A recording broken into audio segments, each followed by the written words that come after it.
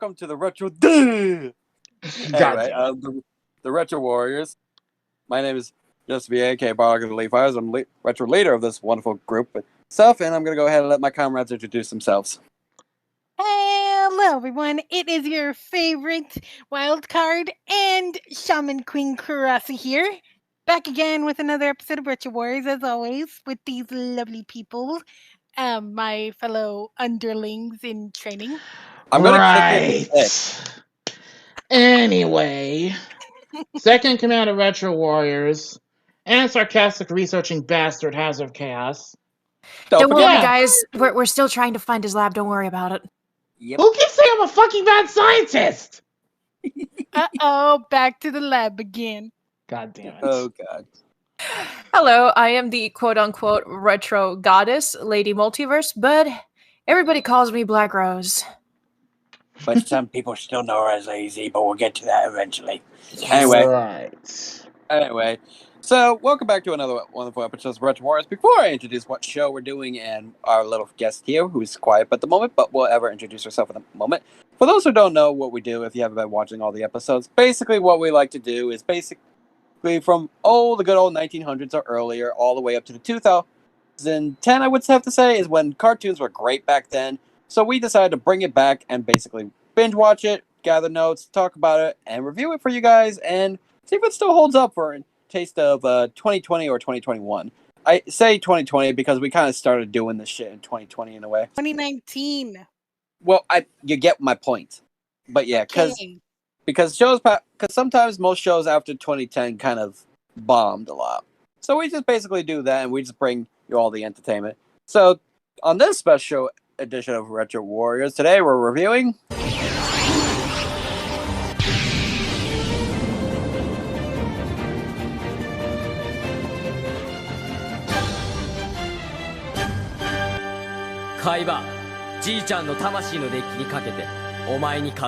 Yu-Gi-Oh! Before we continue on and all of that, and I have talk about the show, we're going to have our guest introduce herself. Say hello. Hello. You want to tell her who you are? Yes. I am Mizuki Ravendale, also known as by some people here as the Foxy Floof, or just for the heck of it, they like calling me the tsundere Foxy Floof. Which is true. Yeah. Shut up, Hazard. No. Or in the comments, or as most people know her as the cute Foxy Floof, because she likes to be adorbs. No! Don't Or put- the bringer of death. I am the bringer of death. I will get you. Anyway. So I know what y'all thinking. I know what you guys are thinking. Why review Yu-Gi-Oh? Because I'm pretty sure everyone and their mothers know it. Well, here's the thing. We only reviewed it because, let's be honest, it's one of the good series. And to be honest, probably saw from the special intro Crossy made alone and all that. It's basically Yu-Gi-Oh! Has been going on for a good long time, ever since the card games, the manga, and the anime, and all them shit. It's going to one gigantic franchise. And, Yes. Of course, we'll probably should address the obvious. Yes, we are dressed up as duelists because fuck it, why not? Yes, but Mizu's a little outplaced because we didn't have an outfit for her, but that's okay. It's fine. Though, I'm pretty sure all five of us can agree with me when I say this. Yu-Gi-Oh! Today, when it comes to show-wise, can really jump the shark a bit. I will now commit jump die. Yeah. A bit? I'd say a lot. Well, you know my point. So, I think we're all pretty much knowledge to all what Yu-Gi-Oh! Is and stuff, but for the audience who haven't actually seen Yu-Gi-Oh!, because I would be surprised, because y'all must be living under a fucking rock. I mean, to be fair, we did also say we were reviewing shows from our childhoods and such. Though anything past 2010 is not a guarantee, if at all. I know, but come on, man, it's fucking Yu-Gi-Oh! How can you not hear of it? To be fair, it came in the 90s, dude. Come on. Well, no, I mean, here's the thing, though. You could talk about Yu-Gi-Oh!, Yu-Gi-Oh! GX, and Yu-Gi-Oh! 5Ds. That time came in the later 2000s. You know this. This is true. So if they haven't heard any of those three, then I'm just disappointed. Anyway, go ahead and talk about... and disturbed. Oh, and by the way, for this review, we're only focusing on the main Yu-Gi-Oh! Stuff. GX and 5Ds will have their own personal reviews. Oh, and I forgot to mention one more important thing. When it comes to this part of Yu-Gi-Oh!, we're going to only review the more plot point important arcs, which I'm going to say is the Duelist Kingdom, the Battle City, the Awakening of the Dragons, and basically somewhat of the Zork arc and basically the ceremonial duel thing, but that's besides the point. The other arcs, the arcs we will not be mentioning is the virtual reality arc and that hologram. The Capricorn Grand Prix. I'm trying to think. It's been a while, you bitch. I know, but I'm trying to stop me off. But yeah, the Capricorn Grand Prix, the virtual reality world, both of them with the where they fight Yu-Gi-Oh monsters and all that, and the frickin' Yeah, while those were filler, they were mainly there for the purpose of certain character development points and not much else. Yes. And we will we'll only touch very briefly on certain topics like Season 0 because it's where, you got the baseline, all that. But yeah. If anything, Season 0 of Yu-Gi-Oh will possibly have its own review thing because that's a little more different from what we were reviewing. Mm-hmm. Oh, and don't be surprised if some of us, mostly Crossy, Zammy, and I, maybe has it a bit, might make some slight jokes from the Yu-Gi-Oh bridge by Little Karibo. Go watch that shit. It's great. It is Yu-Gi-Oh! great. Little. Anyway. Damn it, Justin! Touch my boobs!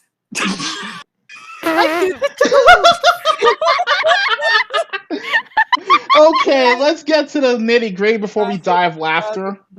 Has it load up the computer and tell us about Yu-Gi-Oh, would you please? Already on it. So Yu-Gi-Oh is basically centered around this timid, short kid named Yugi Moto, who's basically a big gaming nerd, but he's bullied a lot. And of course, this whole shebang starts off with him solving this ancient millennium puzzle that his grandfather got on an archaeological dig. Basically put, whenever he's been bullied or some such, or something crazy happens, he transforms into this mysterious figure known as Yami Yugi. Puberty hit him like a ton of bricks. Basically, whether it be cards, dice, role-playing board games, etc., he'll take on any challenges from anyone, anywhere.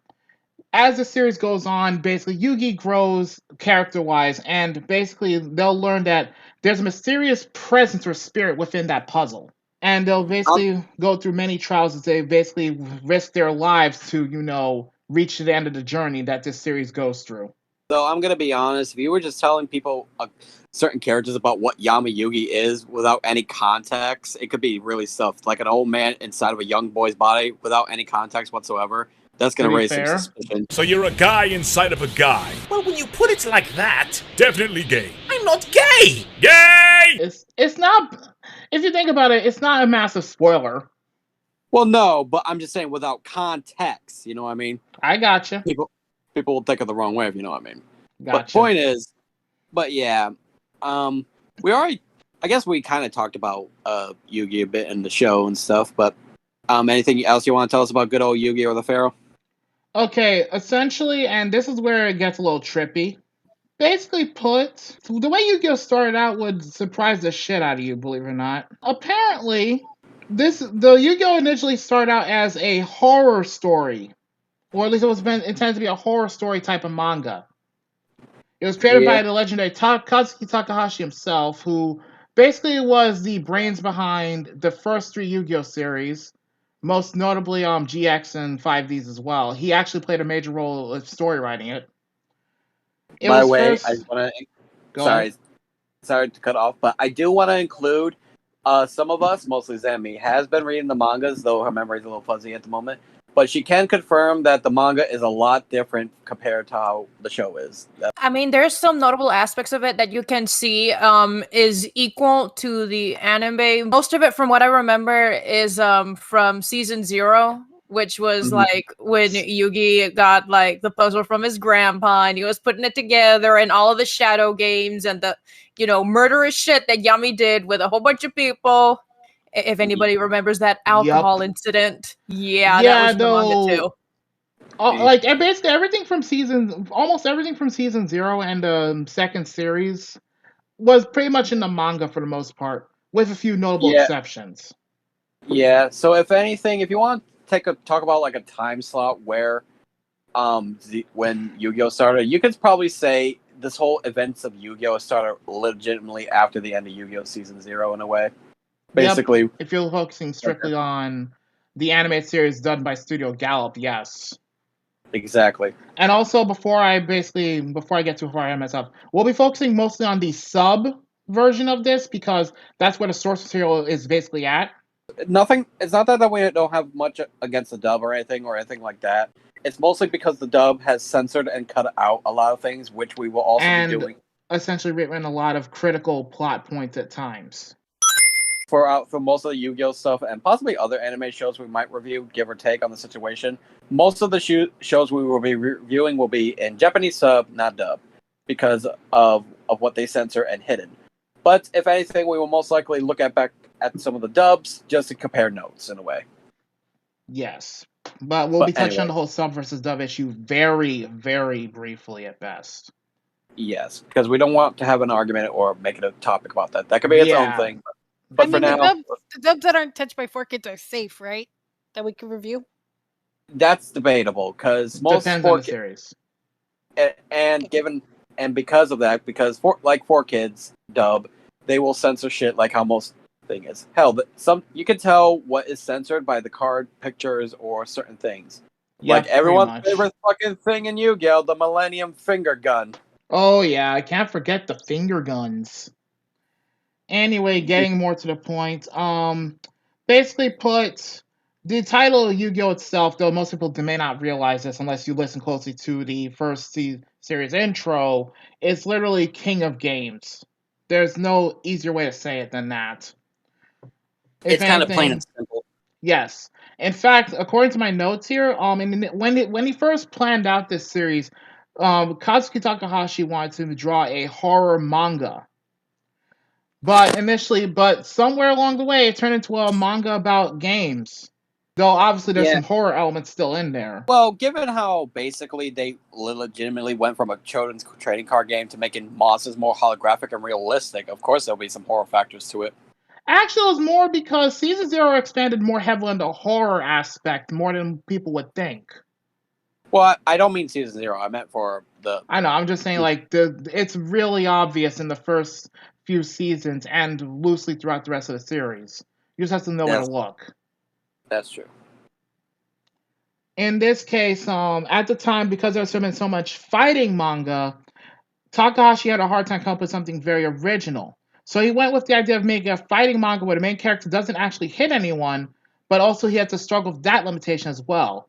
But once he figured out using games as a medium, he basically had an idea going right then and there. So when he planned this series out, he also basically decided to use stuff that he personally enjoyed instead of just, focusing on the younger demographic. And one of his main plot points when he wrote this series was communication between people, which is often used in, basically playing games together, playing games against each other, etc., etc. And he basically said that his own personal opinion was that he feels quality communication, it just isn't 100% possible over the internet. In fact, the card game as we know it today was not meant to be a permanent thing, believe it or not. In fact, it basically, from my notes it says there's a positive message for readers that each person has a strong hidden part or human potential within themselves. And that hidden part emerges through hardship. That was the main point of this series when he first wrote it as well. In short, he's a big gaming nerd who loves video games and pretty much all kinds of games. Kind of explains that one episode how when little Yugi's in the puzzle and you see that one room where he's got a bunch of, like a video game console in there and shit. Yep. In fact, Yugi's overall character was loosely based on the creator himself. That's kind of funny how basically you could create a character based on yourself and kind of turn it in your own way. And of course, there's a little bit of a tidbit to remember between how they basically say in the dub it's 5,000 years, like the pharaoh was locked away in the Millennium Puzzle. Yes. In this case, it's not entirely accurate. In both the manga and the subbed anime, it's 3,000 years. It's just that for some reason the dub changed it to 5,000. They didn't explain why. Honestly, 3,000, 5,000, still pretty long time. Mm-hmm. So I don't think it mattered. But any of your thoughts on this? So yes, ladies, any thoughts you wish to share? No, not really. Not that I could think of at the moment. I will admit I didn't know the 5,000 and 3,000 year thing was. Yeah, you'd have to watch both sides of the coin very closely. like simultaneously. What the fuck? Mhm. Like So we what? basically. Go ahead. Go ahead. No, go ahead. You finish your sentence. I'll finish. I'll ask my question I was gonna next. ask basically, what's everyone's thoughts on the whole, like, Takahashi intended this to be a horror story? I mean, I've from the beginning of the manga. I did see like horror aspects of it, but I Honestly, agree with Sammy on that one. honestly, I know the manga had some horror stuff to it, from what I've heard. But here's the thing: how I got introduced to Yu-Gi-Oh! Season 0. It was like, funny enough, it was on my YouTube recommendation. I thought it was one of those old anime OVA type things. You know what I mean? It's because of how it was animated style. It's just like, oh, it must be an OVA and stuff. And the scene, it wasn't like an episode. It was one of the scene. And basically, it was the scene that Zambi brought up. It was the one where Yugi switched to the Yami, and he fought that dude with the liquor and lighter dude. And when I first saw that, I was just like, what's this got to do with Yu-Gi-Oh again? If you're looking at season 0, you're essentially looking at the very beginning. Like, you're looking at the. Oh, yeah. No, it was in sub. Yeah, I know that it's only available in sub, sadly. Like, when they Oh, okay. first like drafted the Yu-Gi-Oh! Season 0, or essentially the first series anime, it was originally going to be subbed only. And also, one other notable thing from the season 0 to the second series, one of the characters is absent from the series, Miho Nosaka. They pretty much wrote her out as of season 0. Mm. Which is kind of sad because she would have made a good addition to the group, though. I mean, it kind of made sense because they were like a 5-person kind of group. Back to it. So we talked about little Yugi for a bit, correct? We've only touched on them very, very briefly right now.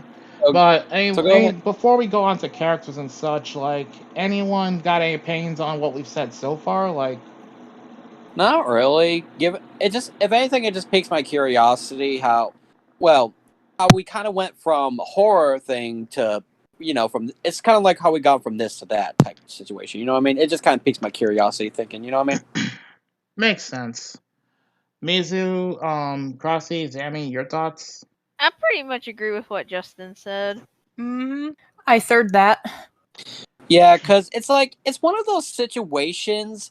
It's like usually like Yu-Gi-Oh! Season 0 with all the horror and murder. It definitely went from 0 to 100 on a scale on those fucking scales of like what the fuck and all that. You know what I mean?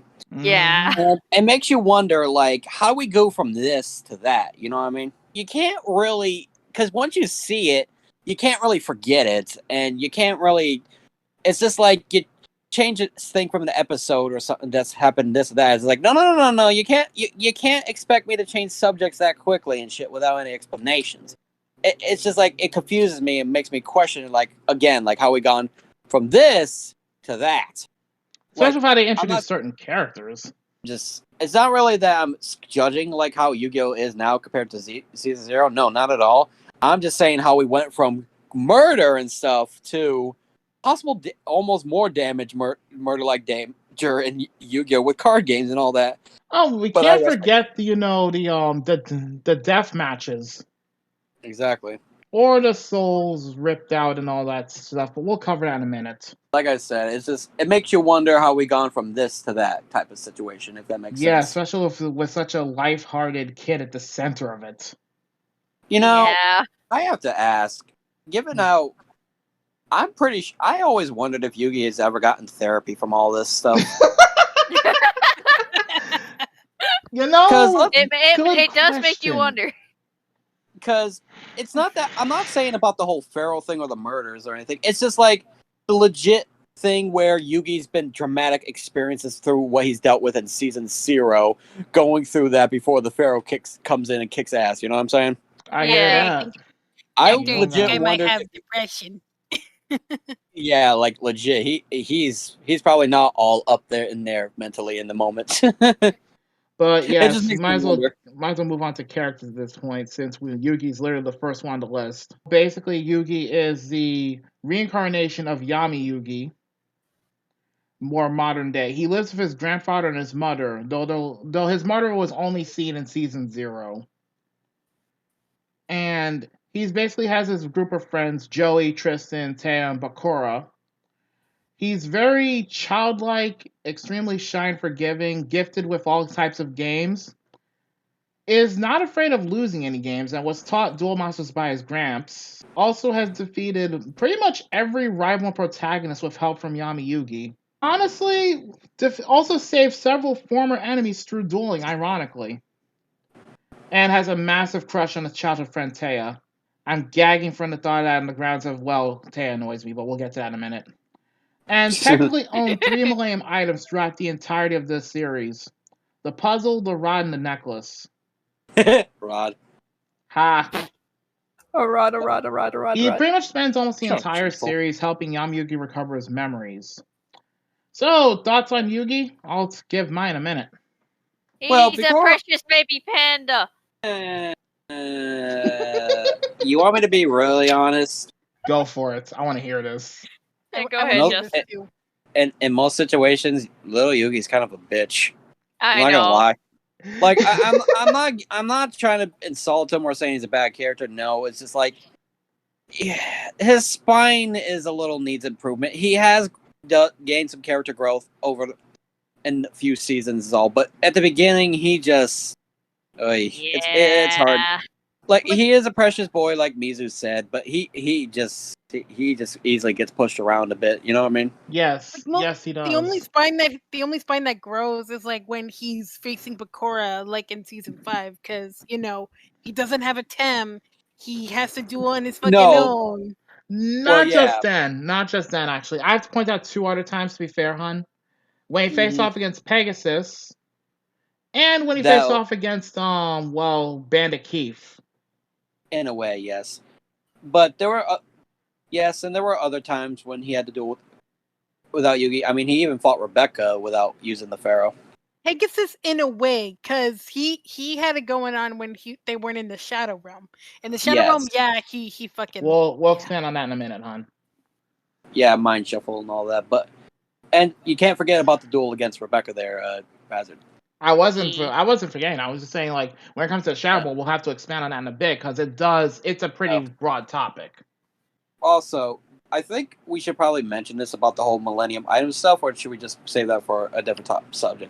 We might as well at least bring in the puzzle since that was his first Millennium item. Since that is a plot critical point to Yugi. Yeah, and it'll help us lead into the next character. But before we go, you two, Mizu, Zami, and Hazard, you guys got any thoughts on the character you wish to share? Zami, Mizu? I know, Crossy, if you want to share your thoughts, you can as well, because I know Mizu says he's a precious panda boy, but I'm just curious if you guys got any other thoughts to share. Meh. I mean, he doesn't bring all that to the table. He's just there so that way a Tem could take over, Like, he's not that interesting in the early seasons, like from season 1 to season 3, I guess. I can see what you're trying to get at. Yeah, I Zami, can see what she's trying to get at too. Zami, what about you? Fuck, I forgot what I was gonna say. I think, like, I heard this from somewhere, but I don't remember where. That Yugi's, not Yugi, but Yami's hair, whenever it stands up, it actually represents, like, the, Egyptian, the Millennium items or something like that. In a way. I guess, in a way, that makes sense. Yeah. But, honestly, all I can say is, little Yugi's okay. He just needs some, I guess, personality-wise, therapy. he just needs some, yes. Yeah, Poor little he boy needs does. some therapy. Yeah, he's been through honestly, I question if any, now that I think about it, throughout all of the adventures, I'm questioning if any of Yugi and his friends get therapy. Kaiba don't need it because he just doesn't give a fuck. Yeah, it's Kai, but he don't give a fuck. He don't give a fuck. Exactly. But Alright. back to the point, yeah, I'm just questioning if Yugi and his friends got therapy. Hell, I wonder if his grandfather got therapy. Well, to be fair, his grandfather was not involved in too many of those incidents, so... No, I'm talking about his duel with Kaiba. Fair point! But we'll get on that in a minute. But before we go to Yami Yugi, I only have this one thing to say about Yugi. Like, for all it's worth, at least he's able to stand up for himself when it counts. So back off, or we're gonna have a problem. A threat? Sure, why not? Now what's it gonna be, Kaiba? Okay, Yami Yugi. He's basically, as revealed much like late into the series, he's revealed to be an ancient Egyptian pharaoh who essentially lost his memories when he saved the world. He's basically the more, I guess you want to say, more cocky and proud version of Yugi. And let's be honest, he did kick the shit out of one Seto Kaiba at least 3 times throughout the series, and has been the main target of pretty much nearly every antagonist throughout Yu-Gi-Oh! In at least in the original series anyway. If you look at Season 0, he initially took over Yugi's body without knowledge or consent. Yeah, thanks, Yami. You're real helpful for that. Anytime. But he did this mainly to protect Yugi and punish offenders. But eventually made an equal partnership. Well, I get the whole protecting Yugi, but I feel like the way you put it in, just how he said took it over without consent, it almost feels like he was more just protecting so he has a body to live in and shit. You know what I mean? That's what I'm saying. Like, he basically took over but didn't, establish any middle ground with Yugi on this. He didn't really get Yugi's input if you look at Season 0. Well, yeah. But then again, how can you really give input when it's just like a magical item that you didn't expect to have a curse or an effect on it when you put it together and put it on? You know what I mean? You don't really get to have a fucking conversation. Yeah, but eventually they learn to work with each other, at least live with each other somewhat. Well, of course, he's living free real estate in his fucking head. My point is, though, you can't exactly chat with a ghost. He's like, "Hi, I'd rather you not possess my body. Too bad. I'm gonna do it anyway." Visit him in a dream, you twat. You could have done that.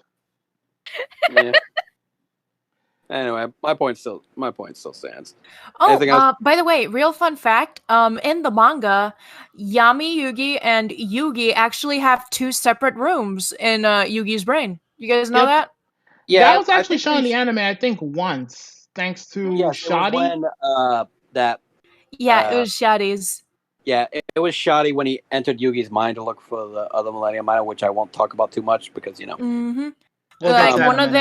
One of them was Yugi's room, which was filled with toys and all the cool shit, and then Yami's room was just a big ass maze. Because it's amazing. He's a mystery man. It's amazing maze. God damn it. Anyway, thoughts on Yami Yugi? If we're gonna be technical, Yugi's done most of the duels, and honestly, he's kind of cool and stuff, and he's very what's the word I'm looking for? He's got a lot of confidence, experience, and he's able to handle most situations, but I can tell though there are some situations where he does get a little panicky. Yeah, like when Kaiba was, gonna commit suicide. And with that, I will now commit jump die. Long story short, that's the weirdest way to win a duel. Long story short, guys, Kaiba, out of sheer desperation against Yami Yugi, basically threatened to commit suicide if Yugi basically defeated him. You know what the fucked up part was? He was actually gonna do it, but Yugi stopped him. Yeah. Legit. Yugi stopped his dark half because Yami Yugi was about to go ahead with the attack anyway. You know, I want to point something out. Now that I think about it, what's up? That's kind of a homage or on the nose to how Yugi was on Season 0, because he really hasn't acted like that in most of the other duels that he faced went up to that point. If we really think about it, and he just. And all the times he decided, he's like, you know what, fuck it, I don't care if he dies, he's gonna do it. It was that moment. I'm just like, huh. That's just, and when you see that, it's just like, first thing when you see it, it's just like, what the fuck, Pharaoh? Is like you're concerned about that, and 2, now that you're up to date, if you watch Season 0 and this and all that, it kind of feels like it's a weird homage or a small hidden reference or Easter egg to it if you know it, but that's just me. Yeah. Honestly, the way, there are times when, let's be honest, his own confidence has literally been his biggest weakness. Case in point, when he faced Raphael waking the dragons. I was gonna bring that up. But yeah, Wait, bring go what up? ahead. When he was dueling Raphael and Waking the Dragons, his confidence kind of got the better of him, and things did not go well as planned. That's because he was using the Seal of Orichalcos. To be fair, Raphael, Not was entirely that. Raphael was provoking him. Exactly. Because his confidence was his greatest strength, but also, as Raphael showed, his biggest weakness. And the whole how he took control during that specific duel against Seto Kaiba at Duelist Kingdom, I gotta point on something out here. This is the same type of shit he did when he took over Yugi to inflict shadow games upon people. You know, like the alcohol thing. If anything, though, I feel like that Raphael duel, I feel like it almost showed like a desperation to win because he just like wanted to actually win this because he had so little options and stuff. You know what I mean? Yeah, he also takes losing far more harshly than Yugi. Holy shit! We'll always love you. I can't believe you did this to me. God damn it! How could you do this to me? All right, But so I will say, aside from the gridness, I feel like in a way, Yami Yugi and regular Yugi sort of had like this weird special bond, like almost like a father figure or kind of like an older brother type role model from what I could tell. I'd say more of a brother thing. That much is obvious. Yeah, especially that one day tape. Ugh. Is it because he's voiced by Dan Green? That's why he gives out the father figure thing. No, it's also that's not what I mean. Crossy, That's not it's what I also mean. seen the same way in the sub version too. Like I'm talking about how they basically bonded and how they well get along and work together and shit. You know what I mean? Yep. Yeah. That's what I mean. Because, I don't think they ever explained this, and I'm curious about it. As you might know, have some information on this, but did they ever explain what the fuck happened to Yugi's parents? Well, his father apparently, from what I could dig up, apparently walked out on Yugi and his mom, or at least that's supposedly the story behind that. But as for his mother is there. Like if you look at season 0, his mom makes at least a few appearances. Oh, I must have. It's true, she does. It must have kind of blanked out of my head. But Daddy left for a pack of Yu-Gi-Oh cards and never came back. No